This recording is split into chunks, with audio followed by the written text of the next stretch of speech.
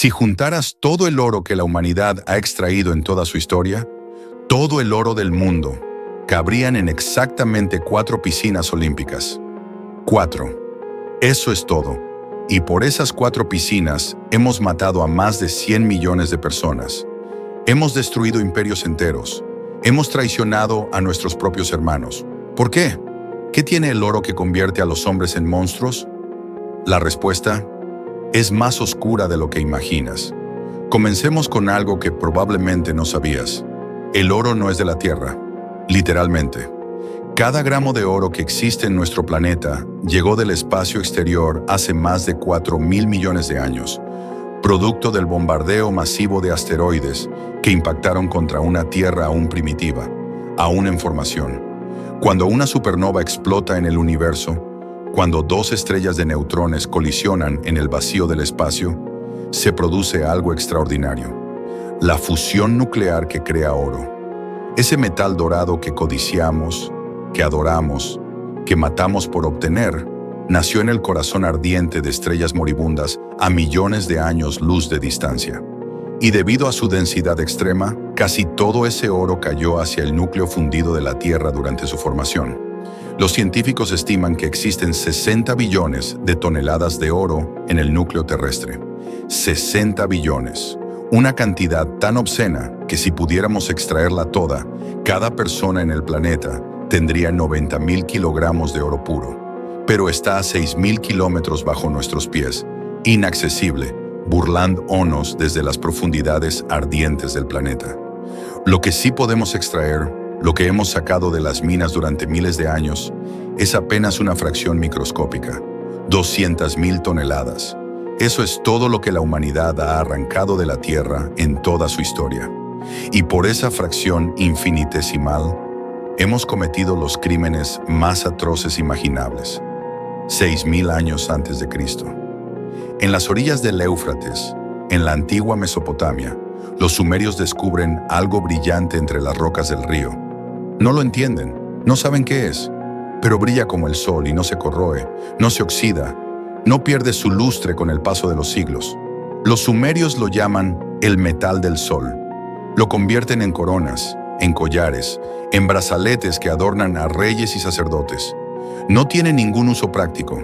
Es demasiado blando para fabricar armas, demasiado pesado para herramientas. Pero tiene algo más valioso que cualquier utilidad. Tiene magia. En el antiguo Egipto, los faraones lo comprenden perfectamente. El oro no es simplemente metal, es la carne de los dioses. Es Ra, el dios Sol, materializado en la tierra. Por eso cubren sus templos con láminas doradas. Por eso crean máscaras funerarias de oro macizo, como la de Tutankamón, que pesa más de 10 kilogramos. Porque el oro es eternidad. El oro es inmortalidad. Y aquí está el primer error fatal de la humanidad: convertir un metal inútil en símbolo de poder divino. Los egipcios esclavizan a miles de nubios para trabajar en las minas de oro del sur, en territorios que hoy conocemos como Sudán. Las condiciones son infernales. Los esclavos trabajan 18 horas diarias en túneles estrechos, donde apenas pueden respirar. La esperanza de vida de un minero nubio es de 3 años. 3 años de agonía antes de morir aplastado, asfixiado o simplemente agotado. Pero el oro sigue fluyendo. Toneladas de oro que financian las pirámides, los ejércitos, el imperio más poderoso del mundo antiguo. 1000 años después, Roma perfecciona el sistema. Los romanos no son sutiles, son máquinas de extracción. Conquistan Hispania, la península ibérica, y descubren las minas más ricas de Europa. Pero extraer oro de las montañas es lento, costoso, frustrante. Entonces inventan algo brutal y genial a la vez: la ruina montis. Construyen enormes represas en lo alto de las montañas. Acumulan millones de litros de agua. Y cuando están listas, rompen las compuertas. El agua desciende con la fuerza de un tsunami, arrancando literalmente la montaña. Rocas, tierra, árboles, todo es arrastrado. Y entre los escombros, brillando bajo el sol hispano, aparece el oro. Las médulas, en el norte de España, es el testimonio de esta locura. Los romanos destruyeron montañas enteras, modificaron el paisaje para siempre. Y lo hicieron con esclavos. Miles de esclavos hispanos, celtas, galos, traídos desde todos los rincones del imperio para trabajar hasta la muerte en nombre del oro romano. Ese oro financió las legiones, compró lealtades, pagó a generales, senadores, emperadores. Roma se construyó sobre un río de oro y sobre un océano de sangre esclava. Cuando Roma cae en el siglo V después de Cristo, Europa entra en su edad más oscura. Y curiosamente, el oro casi desaparece. No porque no exista, sino porque nadie lo puede extraer en cantidades significativas. La tecnología romana se pierde, las minas se abandonan, el oro se convierte en algo aún más raro, aún más valioso, para el siglo XV. Si juntaras todo el oro que existía en Europa occidental, cabrían en un cubo de apenas 2 metros de lado. 2 metros. Eso era todo el oro de reyes, papas, nobles y comerciantes. Una miseria comparada con lo que vendría después. Porque en 1492, un navegante genovés llamado Cristóbal Colón llega a una isla del Caribe y descubre algo que cambiará el mundo para siempre. Los nativos llevan pequeñas piezas de oro colgando del cuello. Colón mira esas pequeñas piezas doradas y ve un imperio. Ve riqueza infinita. Ve el cumplimiento de todas sus promesas a la corona española. Inmediatamente esclaviza a los taínos de la Española. Les exige tributos imposibles de oro. Cada taíno mayor de 14 años debe entregar una campanilla llena de oro cada 3 meses. Si no lo consiguen, les cortan las manos. Literalmente, les cortan las manos y los dejan desangrarse en las playas como advertencia para los demás. En menos de 20 años, de una población de 300,000 taínos, quedan apenas 10,000. El 97% de la población nativa desaparece, muertos por las enfermedades europeas, por el trabajo forzado, por la masacre sistemática. Pero esto es solo el comienzo. El oro de las islas caribeñas es insignificante comparado con lo que los españoles están por descubrir. 1532. Perú.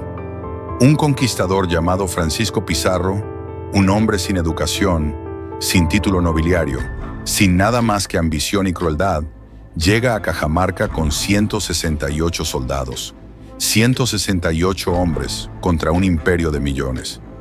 Atahualpa, el emperador inca, acepta reunirse con Pizarro en señal de paz. Llega a la plaza de Cajamarca con 30,000 guerreros desarmados. Es una demostración de poder, de confianza.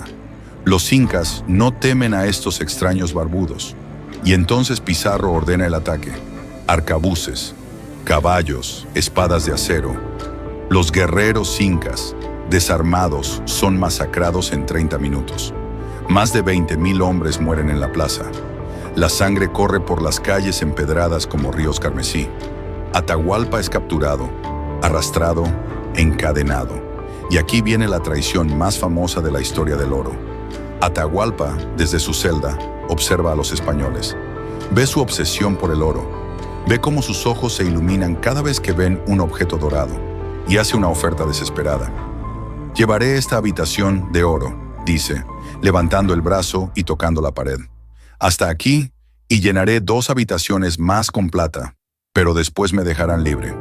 Pizarro acepta. Por supuesto que acepta. Durante 8 meses, el oro llega desde todos los rincones del Imperio Inca. Desde Cusco, la capital dorada, desde Pachacamac, el Templo del Sol, desde Quito, desde las montañas sagradas, desde los palacios imperiales. Vasijas, máscaras, estatuas, láminas de oro que cubrían paredes enteras de templos milenarios. Los españoles funden todo, todo. Destruyen arte inca de valor incalculable. Convierten estatuas religiosas, pectorales ceremoniales, objetos que habían sido creados durante siglos, en simples lingotes rectangulares. 6,102 kilogramos de oro, 11,732 kilogramos de plata. Hoy, ese rescate valdría entre 300 y 500 millones de dólares, dependiendo del precio del mercado. Pero en términos de poder adquisitivo del siglo XVI, estamos hablando de una fortuna tan obscena que algunos economistas la calculan en más de $1 billón actuales. Es el rescate más grande de la historia de la humanidad. ¿Y qué hace Pizarro con Atahualpa después de recibir todo ese oro? Lo ejecuta. Lo acusa de idolatría, de fratricidio, de conspiración. Lo condena a ser quemado vivo. Atahualpa, aterrorizado, acepta convertirse al cristianismo para evitar la hoguera. Lo bautizan como Francisco, en honor a su asesino. Y el 26 de julio de 1533, lo estrangula un soldado llamado Garcilaso de la Vega. El oro no compró la libertad de Atahualpa, solo compró una muerte ligeramente menos dolorosa. Pero la historia se vuelve aún más oscura, porque después de esclavizar y exterminar a millones de indígenas americanos, los españoles se encuentran con un problema. No hay suficientes trabajadores para las minas. La solución es diabólica. África. Entre el siglo XVI y el siglo XIX, más de 12 millones de africanos son secuestrados de sus aldeas, encadenados en barcos inmundos, donde el 40% muere durante la travesía del Atlántico, y vendidos como ganado en los puertos americanos. El 80% del oro extraído de América durante 300 años fue sacado con las manos ensangrentadas de esclavos africanos e indígenas. El 80%. En las minas de Potosí, en Bolivia, la montaña de plata más rica del mundo, se estima que murieron entre 8 y 10 millones de trabajadores esclavizados. 8 millones de personas. Más que el Holocausto. Más que la bomba atómica de Hiroshima y Nagasaki. Los esclavos descendían a túneles de cientos de metros de profundidad. El calor era insoportable. El aire irrespirable. Trabajaban 18 horas diarias. La esperanza de vida de un minero en Potosí era de 6 meses. 6 meses antes de morir por envenenamiento con mercurio, por derrumbes, por agotamiento total. Y todo ese oro, toda esa plata, fluía hacia España en galeones que cruzaban el Atlántico, protegidos por armadas enteras. España se volvió rica durante un tiempo. Pero aquí está la ironía cruel. Tanto oro inundó Europa que provocó una inflación masiva. El oro perdió valor. Los precios se dispararon. España quebró 2 veces, 3 veces. A pesar de todo ese oro robado, España terminó el siglo XVIII más pobre que cuando empezó. El oro no construyó imperios, destruyó imperios. Avancemos al siglo XIX. América del Norte, California. Enero de 1848. Un carpintero suizo llamado James Marshall está construyendo un aserradero en las orillas del río American. Ve algo brillante entre las rocas del río. Lo recoge. Es oro. Oro puro. Marshall y su jefe, John Sutter, intentan mantenerlo en secreto. Fracasan miserablemente. Para finales de 1848, la noticia ha viajado por todo el mundo. 300,000 personas abandonan sus hogares, sus trabajos, sus familias. Viajan miles de kilómetros, cruzan océanos, atraviesan desiertos mortales. Todo por la promesa del oro californiano. Se llama la fiebre del oro. Y es exactamente eso, una fiebre. Una enfermedad mental colectiva que convierte a hombres racionales en jugadores desesperados. La mayoría no encuentra nada. Gastan todos sus ahorros en el viaje. Llegan a California hambrientos, enfermos, arruinados. Mueren en las minas, víctimas de derrumbes, tifus, violencia entre buscadores. Se estima que 1 de cada 5 nunca regresó a casa. Los que sí se hicieron ricos no fueron los mineros, fueron los comerciantes. Un hombre llamado Levi Strauss vendía pantalones resistentes a los mineros. Otro, Samuel Brannan, vendía palas y picos a precios inflados. Ellos construyeron fortunas mientras los mineros morían persiguiendo sueños dorados. Y las víctimas olvidadas, los nativos americanos de California.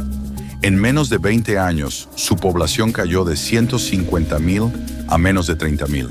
Fueron cazados, envenenados, expulsados de sus tierras ancestrales.